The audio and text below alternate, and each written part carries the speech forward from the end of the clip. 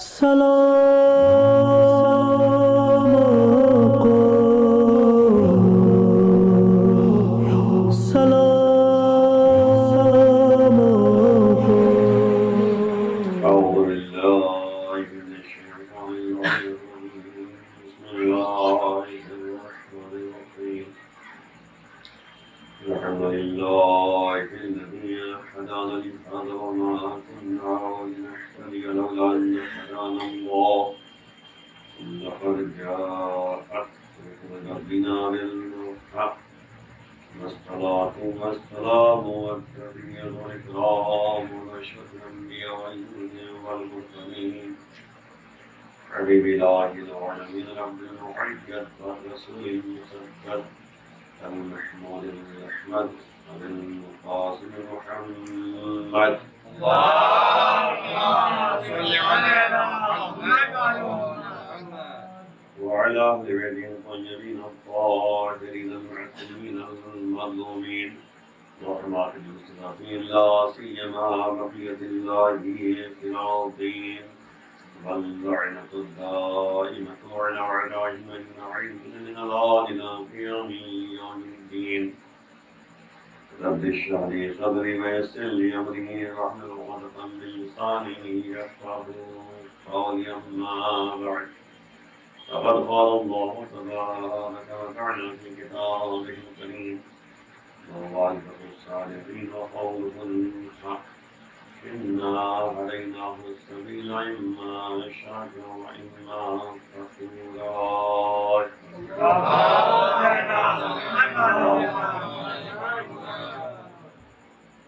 اعزائے گرامی، گفتگو آپ کے سامنے جو ہو رہی ہے در حقیقت ہمیں اس بات کا متوجہ رہنا ہے کہ عزاداری عین دین ہے، عبادت ہے اور طریق زندگی ہے، طریق بندگی ہے۔ اس کا سلسلہ توحید پروردگار تک جا کر متوسل ہوتا ہے، متصل ہوتا ہے، ملتا ہے۔ یہی آیت کریمہ جو میں ہر روز آپ کے لیے سلام سلام کے طور پر پیش کرتا ہوں کہ بے شک پروردگار کہہ رہا ہے کہ ہم نے ہدایت کا راستہ ہموار کر دیا، اگر تمہاری ذمہ داری ہے تم شکرانہ نعمت کرو یا کفرانہ نعمت کرو۔ اللہ جو ہے متوجہ کرنا چاہ رہا ہے کہ ہادی ہم نے بنا دیا، ہدایت کا راستہ ہم نے دکھا دیا، اور باقاعدہ نمونۂ عمل بھی جو ہے قرآن میں پیش کر دیا کہ کون حضرات جو ہیں جو ہدایت کے راستے پہ چلے ہیں ان کو جو ہے نجات مل گئی ہے، اور کچھ ایسے افراد ہیں جو ہدایت کے راستے پہ نہیں چلے، وہ بہرحال جو ہے برباد ہو گئے۔ یہ سلسلہ جو ہے جناب آدم سے آج تک چلتا چلا آیا ہے کہ دو طرح کے افراد جو ہیں ہمیشہ آپ کو تاریخ میں دکھائی دیں گے، کچھ مومنین ہوں گے، کچھ غیر مومنین ہوں گے۔ جناب آدم کے دو بیٹے تھے، آپ غور کریں کہ جناب دو بیٹے تھے، دونوں بھائی تھے، سگے بھائی تھے۔ ایک جو ہے اللہ اور اپنے زمانے کے ہادی کا کہنا مانا، اور اس کے نتیجے میں اللہ کے نزدیک اس شخص کی نظر جو ہے قبول ہو گئی۔ لیکن دوسرا بھائی جو تھا وہ اتنا زیادہ اس کے اندر جو ہے حسد اور جلن کا مادہ پایا جاتا تھا کہ نہ کہتے کہ نبی کی بات مان رہا ہے، ہادی کی بات مان رہا ہے، اور نہ اللہ کی طرف مکمل طور پہ ایمان ہے۔ نتیجہ کیا ہوا کہ وہ جو ہے ایک قاتل کی شکل میں نظر آ گیا۔ کیوں نظر آیا؟ کیونکہ جو ہے وہ اس کی نظر جو ہے اللہ کی بارگاہ میں قبول نہ ہوئی۔ تو جو اہل ایمان میں سے ہوتے ہیں، جن کے اندر خلوص پایا جاتا ہے، جن کے اخلاص پایا جاتا ہے، وہ در حقیقت جو ہے اللہ والے ہوا کرتے ہیں، وہ در حقیقت جو ہے اللہ سے قریب ہوا کرتے ہیں، وہ در حقیقت جو ہے ان کی یعنی ہر سیرت و ہر کردار جو ہے اللہ کی بارگاہ میں قابل قبول ہوتا ہے، کیونکہ امام فرما رہے کہ لن يتقبل الله عملا الا ما اخلص فيه۔ ہرگز کوئی عمل قابل قبول ہے ہی نہیں مگر ایک اس میں اخلاص پایا جاتا ہو، خلوص موجود ہے۔ تو اللہ کے لیے جو بھی کام کرے گا اللہ اس کی جو ہے اس عمل کو جو ہے قبول کرے گا. یہی جو ہے حابیل کے بارے میں جو ہے قرآن نے بھی تذکرہ کیا، تاریخ میں موجود ہے کہ حابیل جو کہ اللہ کی بارگاہ میں خلوص اس کے اندر پایا جاتا تھا، اخلاص اس کے اندر موجود ہے. یعنی اللہ کی بارگاہ میں نظر کی بات جب آئی تو جو سب سے اچھا جانور تھا وہ اللہ کی بارگاہ میں پیش کیا. یہ خلوص کیا ہوتا ہے؟ ہم سوچتے یہ ہیں کہ ہم اللہ کی بارگاہ میں جو بھی کام کریں وہ بہترین کام ہونا چاہیے. نتیجہ کیا ہے؟ کبھی یہ ہوتا ہے کہ ہمارے گھر پہ جو ہے کوئی آ گیا، پریشان حال ہے، ٹھنڈے کا موسم آ رہا ہے، پریشان حال ہے، ان کو ٹھنڈک لگ رہی ہے. آیا مولانا صاحب جو ہے میں ٹیم میں رہتا ہوں اور بچے ہیں ہمارے، پڑھنے کے لیے نہیں ہے اور چاروں طرف جو ہے بیگ بھی نہیں ہے، پریشان ہوں، اب جو ہو سکے آپ کر دیجیے. اب اگر واقعی اللہ والے ہم ہیں، اگر واقعی اللہ کی بارگاہ میں ہمیں یعنی ثواب حاصل کرنا ہے تو ہم کیا کریں گے؟ بھائی ظاہر دو راستے ہمارے پاس ہیں. ایک دفعہ ہم نے کہا بھائی وہ دیکھو ذرا وہ جو یعنی کمپل جو ہے چل گیا تھا، خراب ہو گیا تھا، تو پڑا ہوا ہے، اس کو نہ اٹھا دے دو. یہ ہمارے نزدیک ہے. ایک دفعہ ہم نے کہا نہیں، وہ جو ہم نے ابھی 2 دن پہلے کمبل خریدا تھا وہ نہ اللہ کے دے دو. دونوں میں فرق ہے.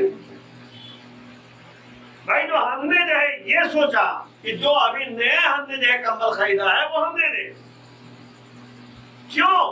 کیونکہ روایتوں موجود ہے کہ جب بھی ہم کوئی جو ہے کسی فقیر کو، کسی مسکین کو، کسی مستحق کو ہم کچھ دیتے ہیں تو اللہ کا ہاتھ پہلے ہوتا ہے، اس کا ہاتھ بعد ہوتا ہے. ہم جو دیتے ہیں وہ اللہ کے ہاتھ میں جاتا ہے. تو اگر یہ یقین ہے تو ہم اچھے سے اچھا جو ہے کام کرنے کے لیے کوشش کریں گے. اور یہی شہزادی فاطمہ نے ہمیں عمل کر کے دکھایا ہے. کیا بتایا شہزادی نے؟ آپ دیکھیں نبی نے ایک نیا لباس خرید کے جو ہے شہزادی کو دیا تھا، نیا بالکل نیا، اور شادی کا موسم تھا، رخصتی کا دن تھا. شہزادی کپڑا پہن کے مولا کرام کے گھر جا رہی تھی. راستے میں مستحق عورت مل گئی. اس عورت نے کہا میرے پاس کپڑے نہیں ہیں، میں پریشان حال ہوں، مجھے کپڑا چاہیے. تو شہزادے نے کہا کہ تم ابو حسن کے گھر پہنچو، وہاں پہ تمہیں کپڑا مل جائے گا، لباس مل جائے گا. اب وہ شہزادی کے وہاں پہنچی تو وہ مستحق عورت بھی پہنچی. تو شہزادے نے کیا کیا؟ نیا لباس جو نبی نے خرید کر دیا تھا وہ لباس اٹھا کر جو ہے اس مستحق عورت کو دے دیا، اور پرانا لباس زیب تن خود کیا. دوسرے دن نبی پہنچے مولا کے گھر، دیکھا کہ ان کی بیٹی بڑی پرانا لباس پہنے ہوئے ہیں. اور یہ سب ہمارے لیے نمونے عمل ہے. حقیقت میں ہمیں سمجھنے اور کوشش کرنے کی ضرورت ہے کہ ہماری زندگی کیسے گزر رہی ہے، ہمیں کیسے کمال ارکان کو آگے بڑھانا ہے. تو شہزادی نے وہ نیا لباس جو ہے جو نبی نے خرید کے دیا تھا وہ جو ہے باقاعدہ اس مستحق عورت کو دے دیا، اور پرانا لباس خود سے ختم کر دیا. دوسرے دن نبی پہنچے، بیٹی کو دیکھا اس حالت میں، کہا بیٹی وہ نیا لباس جو ہم نے خریدا تھا وہ کہاں؟ جبکہ دیکھیں یاد ہے کہ معصوم کے بارے میں سب کچھ جانتا ہے، لیکن اپنے اس گفتگو کے ذریعے ہمیں بتانا چاہتے ہیں معصوم کہ زندگی کیسے گزارنی ہے. طریقے بندگی، طریقے زندگی ہمیں بتایا جا رہا ہے. تو شہزادے نے کہا کہ وہ میں نے ایک مستحق عورت کو دے دیا. اور پھر جملہ یاد رکھیے گا، شہزادے کے جملہ ہے، کہا مستحق عورت کو دے دیا. کہا نبی نے کہا کہ بیٹی وہ لباس تمہیں پسند نہیں تھا. تو شہزادے نے کہا کہ لباس مجھے پسند تھا تبھی دے دیا. یاد رکھیے گا، پسند تھا تبھی دے دیا. یعنی جو چیز اپنے لیے پسند کرو تو دوسرے کے لیے پسند کرو. جو اپنے لیے پسند نہیں کرتے وہ دوسروں کے پسند نہ کرو. یہ ہے کہ شریعت, یہ ہے دین, یہ ہے مذہب. ہمیں بتایا جا رہا ہے عمل کر کے کہ آخر جو ہے اچھے سے اچھا جو ہے راہ خدا میں خرچ کرو, بہترین سے بہترین راہ خدا میں خرچ کرو. وَأَنفِقُوا مِمَّا تُحِبُّونَ, قرآن کہہ رہا ہے کہ تم انفاق کرو اس میں سے جو تم پسند کرتے ہو, جس کو تم پسند کرتے ہو راہ خدا میں تم جو ہے قربان کرو, انفاق کرو. وَمِمَّا رَزَقْنَاهُمْ يُنْفِقُونَ, جو کچھ ہم نے دیا ہے اسے راہ خدا میں خرچ کرتے ہیں. یہ مومن کی اور متقی کی نشانی ہے. اب غور کرنے کی بات ہے کیسے ہمیں زندگی بسر کرنی ہے. اور یہی جو ہے حابیل و قابل کے ساتھ ہوا. قابل اور حابیل, حابیل کے اندر جو ہے اخلاص پایا جاتا تھا. اللہ کی بارگاہ میں بہترین سے بہترین نظر جو ہے بارگاہ معبود میں پیش کیا, اللہ نے قبول کر لیا. حابیل کی نظر قبول نہیں ہوئی اور نتیجے میں کیا ہوا؟ اگر واقعی قابل جو ہے نبی کو مانتا ہوتا, ہادی کے بتائے راستے میں چلتا ہوتا, اللہ پر مکمل ایمان ہوتا تو کبھی اپنے سگے بھائی کو قتل نہ کرتا. لیکن صرف حسد اور جلن کی بنیاد پر, ہادی کے بتائے ہوئے راستے میں نہ چلنے کی بنیاد پر اس نے اپنے بھائی کو جو ہے قتل کر دیا. یہ ہے زندگی. ہمیں بتایا جا رہا ہے کہ دیکھو راست پہ چلو, ہدایت کے راستے پہ چلو. جو انسان راست سے بھٹک جاتا ہے وہ گمراہی کے راستے پہ آ جاتا ہے, جیسے قابل آ گیا. جناب نوح کا بیٹا بھی ہے جو اکثر میں کہا کرتا ہوں, اس نے ہادی کا کہنا نہیں مانا, کہا بیٹا ہے. اللہ نے کہا کہ لیس من اہلک, کہ تمہارا نااہل ہے. تو ہمارے پاس تاریخیں موجود ہیں, اور جو اللہ کے راہ میں قدم آگے بڑھاتا رہا اللہ نے جو ہے ساتھ دیا. باقاعدہ ایمان والے ایسے ہی ہوا کرتے ہیں جو حقیقت کو پہچان لیا کرتے ہیں. کل میں نے جو ہے تذکرہ کیا تھا کہ قرآن کہہ رہا ہے کہ ہم نے جو ہے موسیٰ کو بینات کے ساتھ بھیجا, واضح نشانیوں کے ساتھ بھیجا, تاکہ جو ہے ان کو ہدایت کے راستے پر لوگوں کو لے جا سکے. اور یہی ہوا کہ آپ دیکھیے بس ایک نمونے طور پر جو ہے مثال کو عرض کر کے بات کو آگے بڑھا دوں کہ ایک زمانہ ایسا آیا کہ بنی اسرائیل جو موسیٰ کی قوم ہے اس کو جو ہے فرعون سے جب خوف طاری ہوا قوم کو, تو موسیٰ نے کہا کہ اب جو ہے اس جگہ کو ہم چھوڑ دیتے ہیں, ہم چلتے ہیں, ہم دوسری جگہ بچ جائیں گے, اپنی قوم کو لے کر چلیں گے. فرعون کو یہ پتا چلا کہ موسیٰ اپنی پوری قوم کو لے کر جا رہے ہیں. فرعون نے لشکر تیار کیا, اور جب لشکر تیار کر کے وہ جو ہے اپنے لشکر کے ساتھ چلا کہ اب ان کو ہم جو ہے گرفتار کریں گے یا ماریں گے, جو بھی کرنا ہے. اب آگے آگے جو ہے موسیٰ علیہ السلام ہیں, جناب ہارون ہیں, ان کی پوری قوم ہے, اور پیچھے پیچھے فرعون کا پورا لشکر ہے. وہ جو ہے ان کو تعاقب کر رہا ہے, پیچھا کر رہا ہے. جیسے ہی آگے چلے دیکھا دریائے نیل, موجیں مارتا ہوا دریا. ان لوگوں نے کہا بنی اسرائیل کے موسیٰ اب مارے گئے. کیا ہوگا؟ تو آگے دریائے نیل, پیچھے جو ہے لشکر, دریائے نیل میں غرق ہو جائیں گے. اگر ہم رک جاتے ہیں تو پھر فرعون کا لشکر ہمیں مار ڈالے گا. موسیٰ نے کہا گھبرانے کی ضرورت نہیں ہے. واقعی جو ہادی کے راستے میں چلتا ہے اسے نجات ضرور ملتی ہے, لیکن ہادی کے راستے میں چلے تو کم سے کم, سمجھے تو آخر ہادی کو پہچانے تو کم سے کم. بہرحال موسیٰ آگے بڑھے, اللہ کا حکم القیٰ عصا, تم جو ہے عصا کو پھینک دو. اب جیسے اللہ کے حکم سے عصا کو جو ہے دریائے نیل میں مارا ہے, ایک راستہ بن گیا, خشک راستہ بن گیا. اب بنی اسرائیل نے دیکھا کہ قوم نے دیکھا کہ جو موسیٰ کے عصا کے ذریعے ایک راستہ بن گیا, تو اب آپس میں کہنے لگے نہیں, ہم اس راستے سے نہیں جائیں گے. ان کے بھی اندر بھی جو ہے عجیب بات, دیکھ رہے ہیں کہ پیچھے فرعون کا لشکر ہے, ہمیں آگے راستہ بن گیا, اسے نکل جاؤ. کہا نہیں. اللہ نے موسیٰ کو واضح نشانیوں کے ساتھ بھیجا آپ جو ہے کہتے کہا کہ ہم ایسے نہیں جائیں گے. موسیٰ نے کہا کہ بات کیا ہے؟ کہا آپ جو ہے ہم لوگ جو ہے اتنے قبیلے ہیں اور کتنے راستے بنائیے آپ. پتہ لگا جو ہے 11-12 راستے بن گئے. ٹھیک اتنے قبیلے ہو گئے. اب اس کے بعد کیا ہوا؟ آپ چلو. کہا نہیں ایسے بھی نہیں جائیں گے. پھر کہا ہم ایک دوسرے کو دیکھتے بھی چلیں گے. راستے میں چلیں گے تو دیکھتے بھی چلیں گے ہم لوگ ایک دوسرے کو. پھر جو کہتے کہ موسیٰ نے جیسا ان کا سہارا لیا اللہ کے حکم سے پہلا وہ درمیان میں کھڑکیاں بن گئی. کھڑکیاں بن گئی. اب آپ سوچئے واضح نشانیاں سب کے لیے. کیا؟ بیچ میں پانی کے درمیان جو ہے کھڑکیاں. ادھر راستہ ادھر راستہ. اور کریں سوچے ایک لمحے کے لیے کہ آخر کیسے اللہ جو ہے پانی کا کام کیا بہاؤ بہنا. لیکن اللہ نے پانی کو ٹھہرا کے بتا دیا کہ دیکھو میری قدرت کا اندازہ لگاؤ. ادھر پانی کی دیوار بنی ہوئی ہے. ادھر راستہ درمیان میں جو ہے کھڑکیاں. ٹھیک ہے نا. اب یہ لوگ جو ہے پہنچ آگے گئے. موسیٰ پیچھے قوم, سب سے پیچھے ہارون اور پیچھے جو ہے فرعون کا لشکر.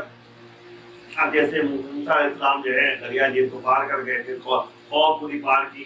اس کے بعد جو ہے یہ لشکر نے دیکھا راستہ بنا ہوا ہے تو فرعون اپنے لشکر کے ساتھ اسی راستے میں چلنے لگا. اس کو اندازہ بھی نہیں ہوا کہ آخر کیا ہونے والا ہے. وہ سوچا راستہ بنا ہوا تو سب جا رہے ہیں ہم بھی چلے جائیں گے.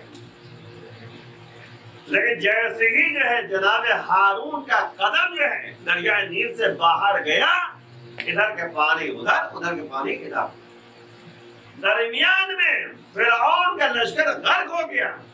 تب بتایا جا رہا ہے اس عمل کے ذریعے کہ دیکھو جو ہدایت کے راستے پہ چلے گا اسے نجات ضرور ملے گی. اور جب تک موسیٰ کا جانشین دریائے نیل میں قدم رکھے ہوئے تھا وہ ویسے ہی راستہ بنا رہا. جیسے قدم باہر نکلا ویسے جو ہے وہ دریا کا راستہ ختم ہو گیا. یہی تو آج دنیا قائم ہے. کیوں قائم ہے؟ کیونکہ نبی کا جانشین آج پردہ غیب میں موجود ہے.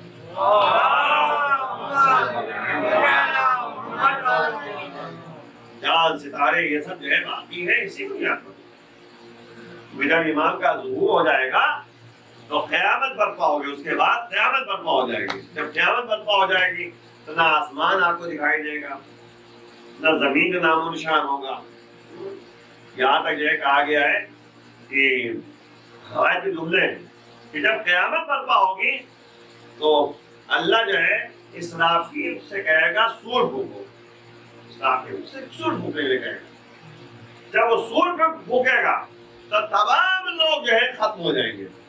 پوری دنیا ختم ہو جائے گی. یعنی ہر آدمی جہاں بیٹھا ہوگا جس حالت میں چل رہا ہوگا.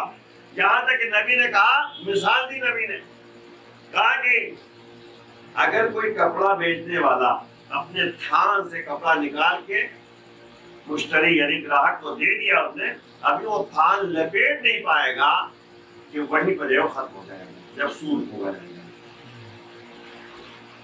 سب کا خاتمہ ہو جائے گا اور سناٹا چھا جائے گا. یہ ہے کہتے کہ اس وقت کی حالت جب انسان کا خاتمہ ہو جائے گا. یہ اس وقت ہوگا جب آخری ہادی جو ہے اس دنیا میں نہیں رہے گا. یعنی کوئی ہادی نہیں رہے گا. تو ہمیں اپنے ہادی کے بتائے ہوئے راستے پہ چلنا یہ ہماری ذمہ داری ہے. تو اللہ کہہ رہا ہم نے ہدایت کا راستہ ہموار کر دیا, یہ تمہاری ذمہ داری ہے. تم ہدایت کے راستے میں چل کر جو ہے جس طرح موسیٰ کی قوم جو ہے نجات پا گئی دریائے نیل سے, ویسے ہی ہم جو ہے دنیا میں بھی جو ہے کامیاب رہیں گے اور آخرت میں بھی نجات ہمارے لیے موجود ہے. ایک صلوات پر محمد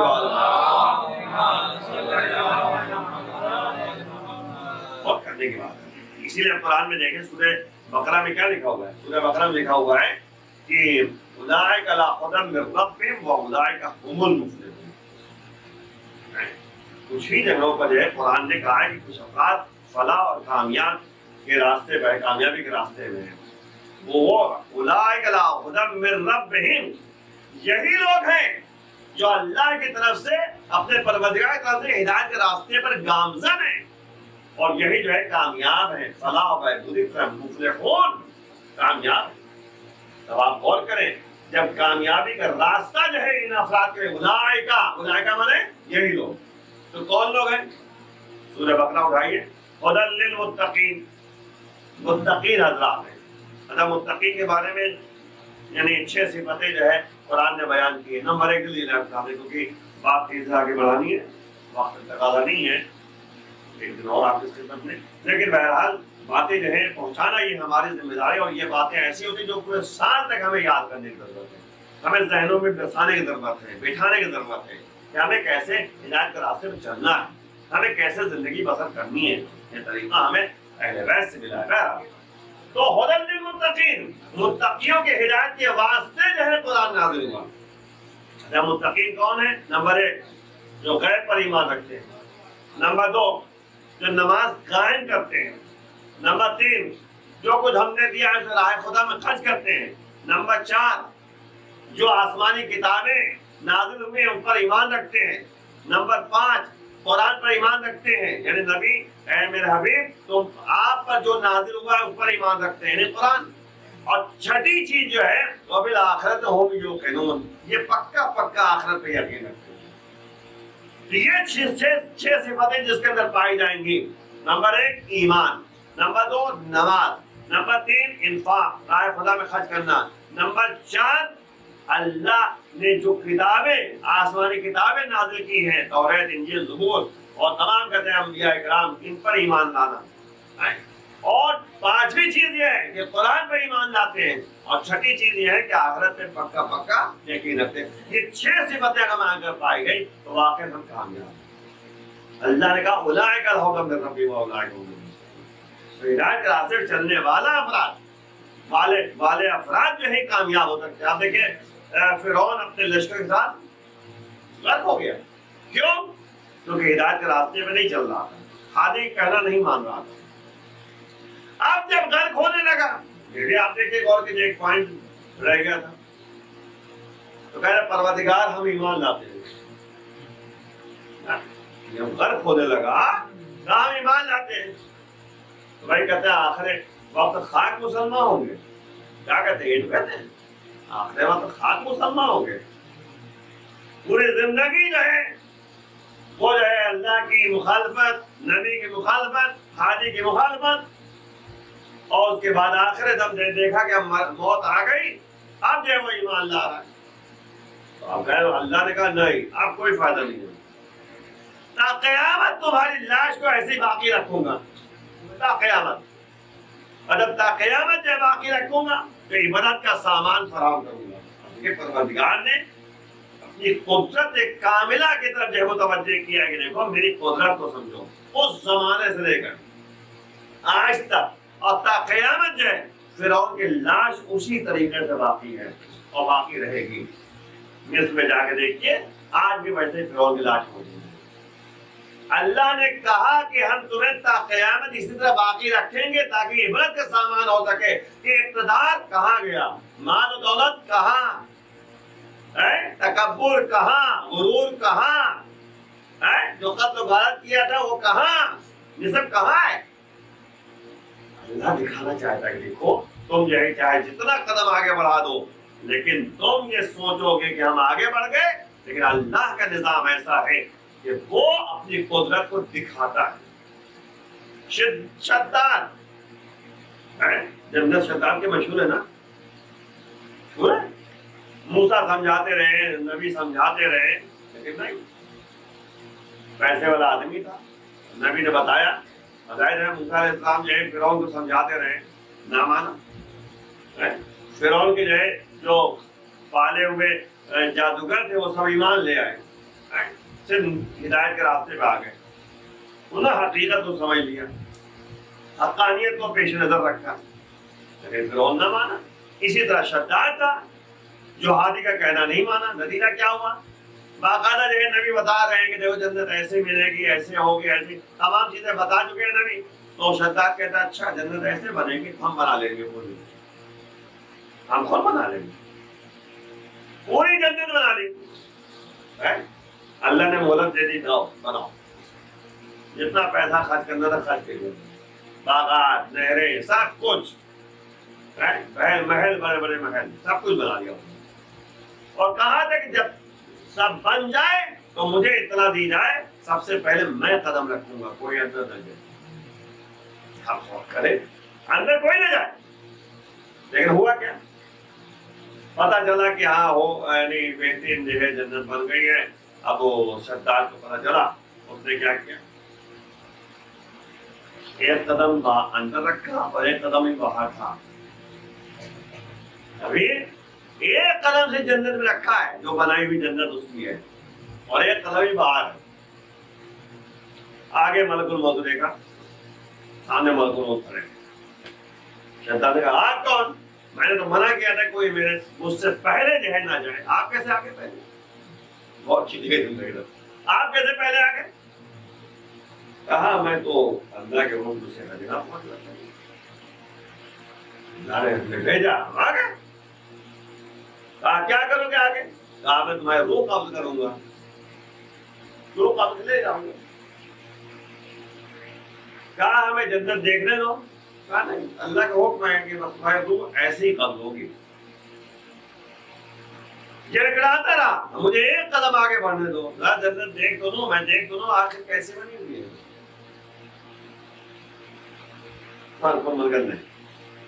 کچھ اللہ کا حکم ہے, اس بنیاد پر تمہارے روح میں قبض کر کے لے جاؤں گا. اور یہی ہوا کہ جنت دیکھنے کی اس کو حسرت رہ گئی, اور ملک الموت اس کے روح قبض کر کے دیکھ سکتے.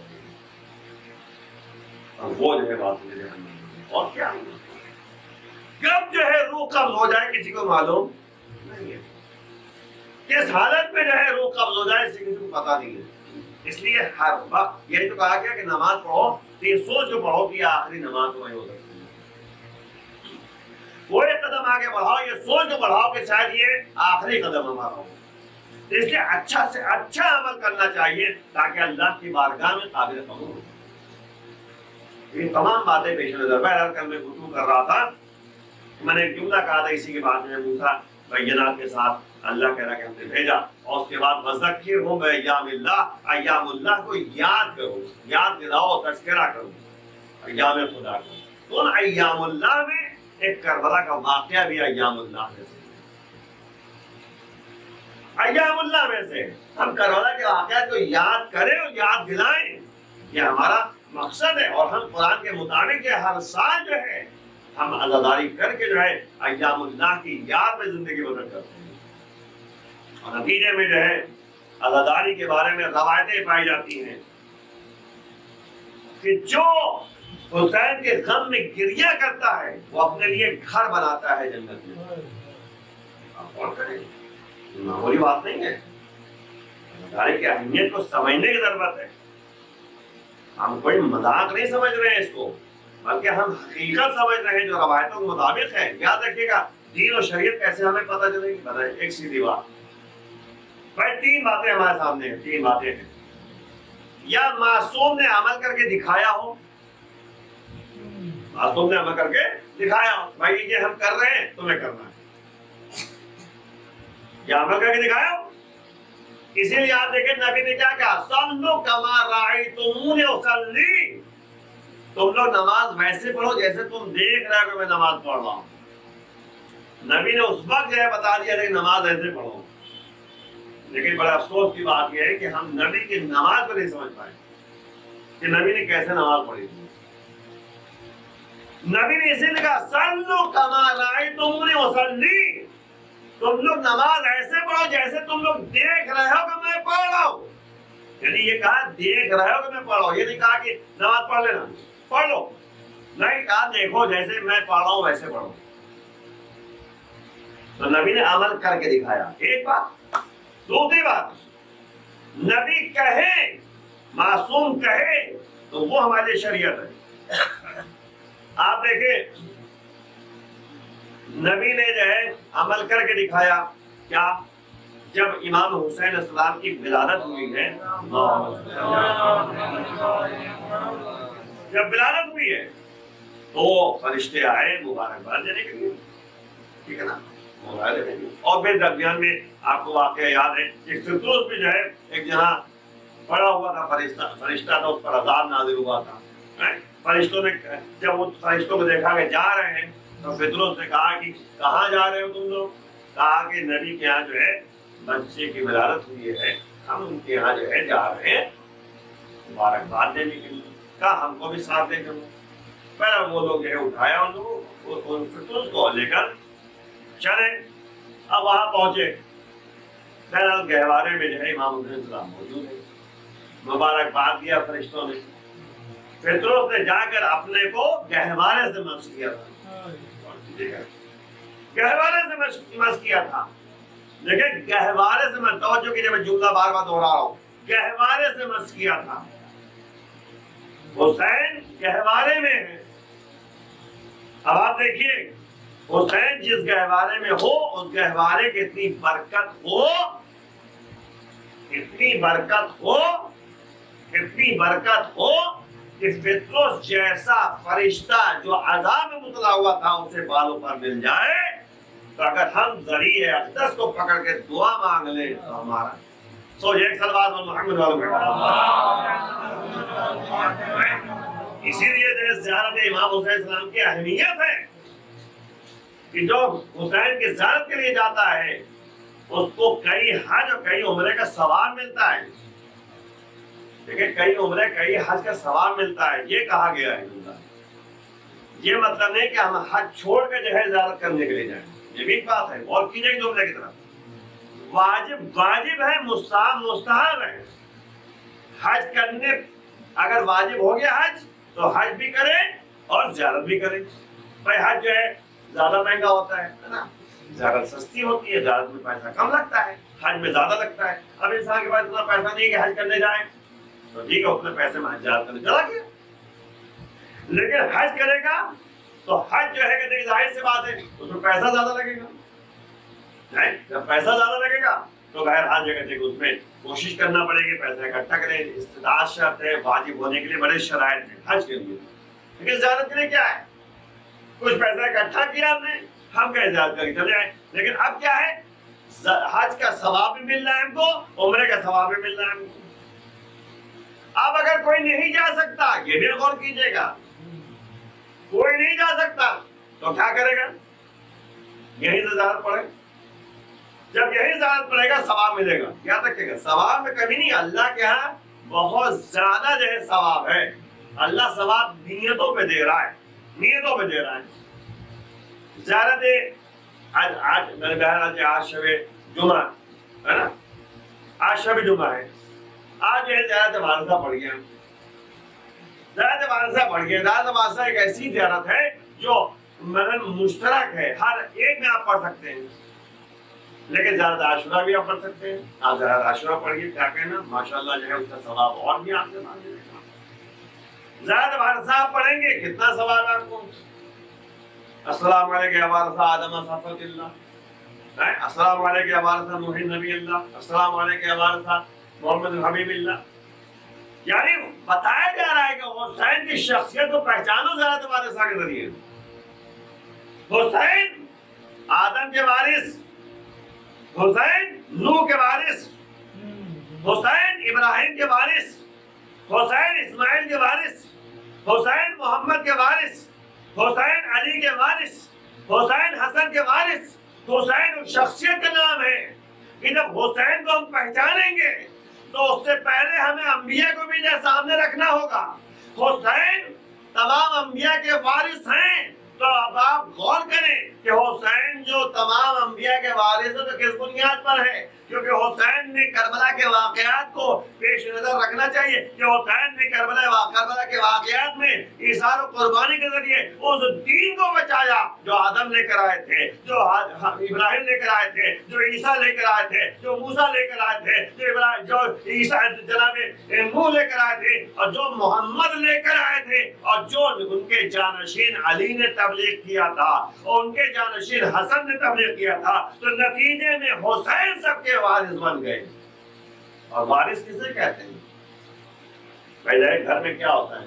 ایک وارث ہوتا ہے بیٹا، اور جو کہ بہت اہم پہلو کا ہے بیٹا. بیٹا وارث ہوتا ہے. جب بیٹا وارث ہوتا ہے تو وہ اپنے باپ کے تمام مسائل کو جانتا ہے. پیسہ کہاں رکھا ہوا ہے، گھر میں کیا کیا چیزیں ہیں، سب کچھ جانتا ہے.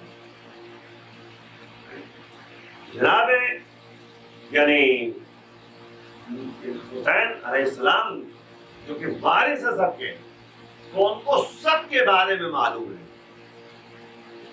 میں اکثر ایک جملہ کہا کرتا ہوں، جیسے اسلام کی ایک بلڈنگ ہے، بھائی حسین جو ہے محافظ ہے نا، محافظ شریعت ہے.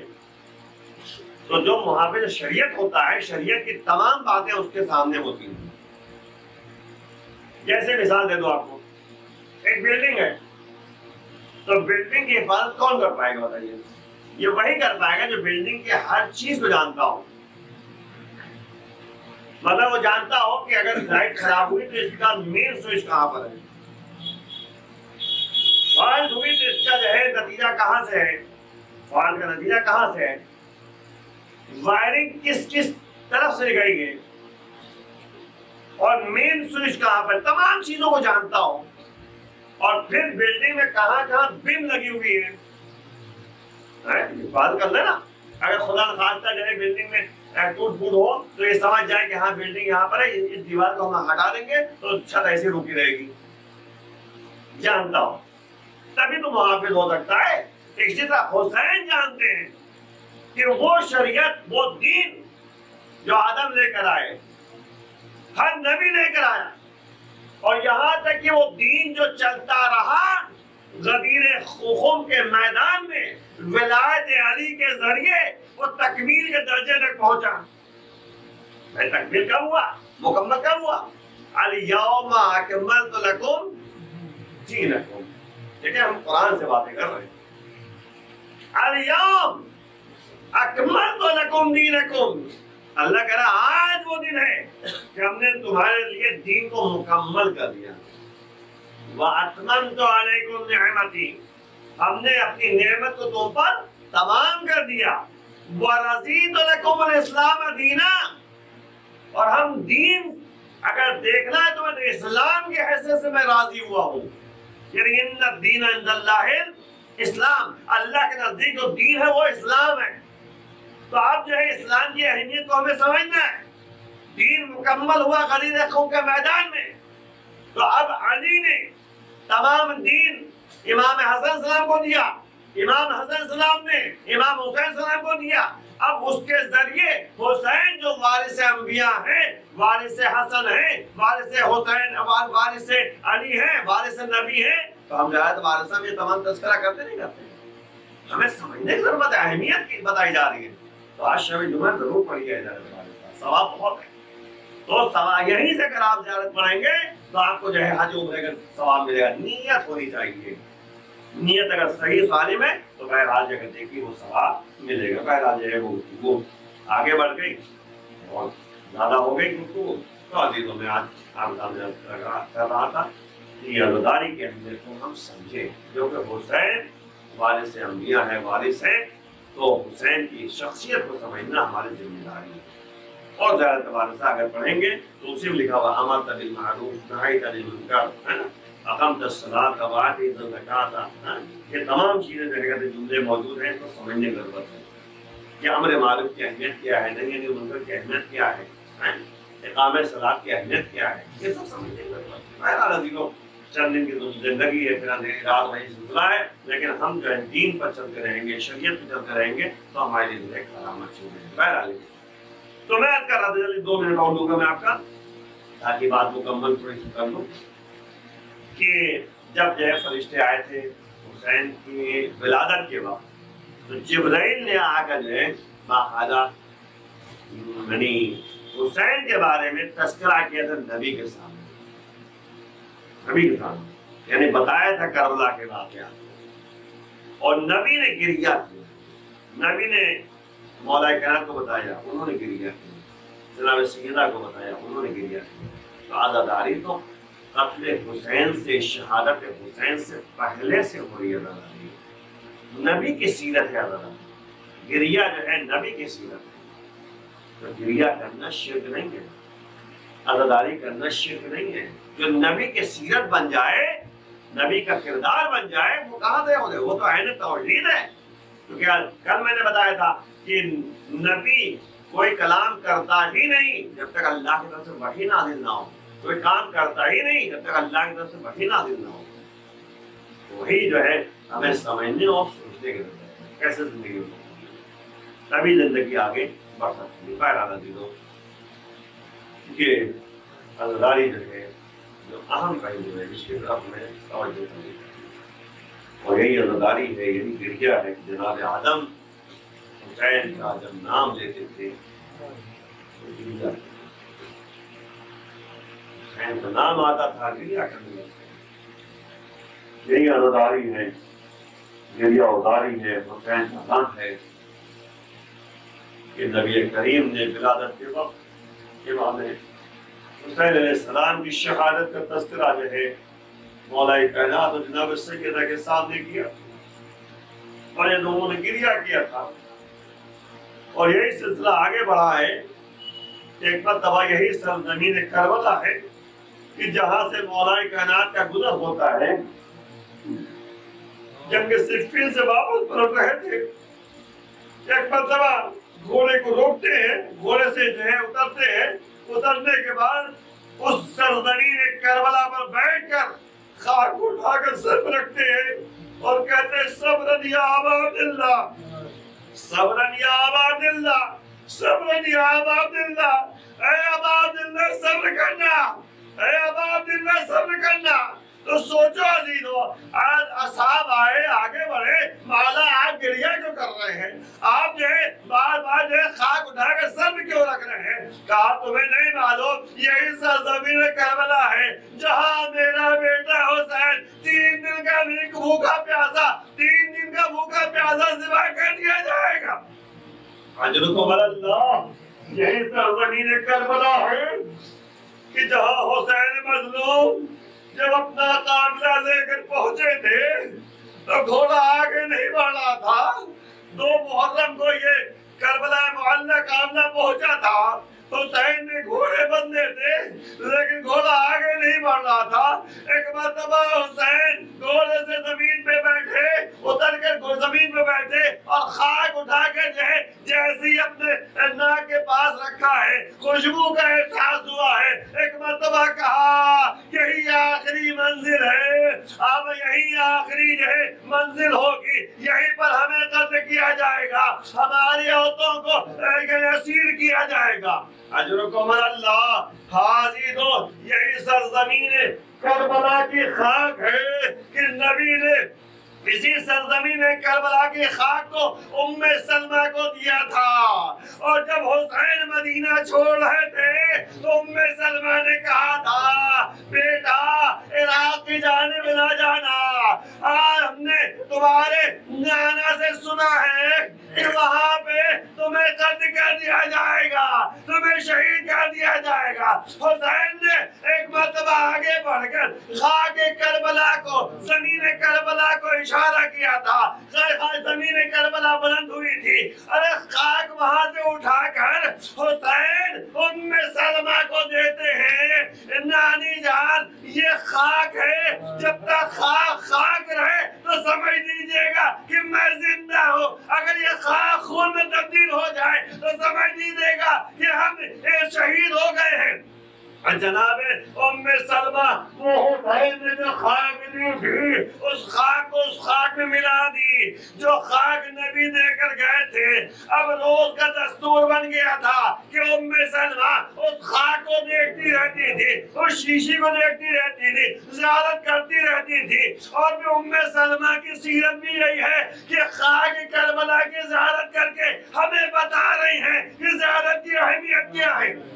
اجرکم اللہ، صبح عاشور ام سلمہ نے دیکھا خاک ہے، ظہر کی نماز پڑھ کے دیکھا تو خاک رہی.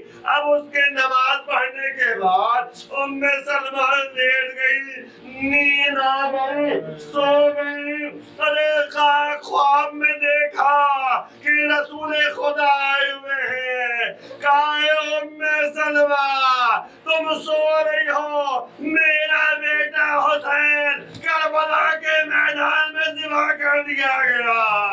ام سلمہ بیدار ہوتی ہے, کیا دیکھا؟ جس شیشی میں خون, جس شیشی میں خاک تھی اس میں تازہ خون ابلا ہے. اب سر و سینہ پیٹنے لگی. آؤ مدینے کی آؤ تو آؤ, دیکھو میرا بیٹا حسین کربلا کے میدان میں 3 دن کا بھوکا پیاسا ذبح. اور